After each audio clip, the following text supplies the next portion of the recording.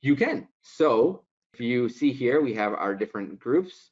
So if we created a group called audio sub-assembly, then you could choose to specify different GL codes there. You would just need to tag your items to belong to the correct group.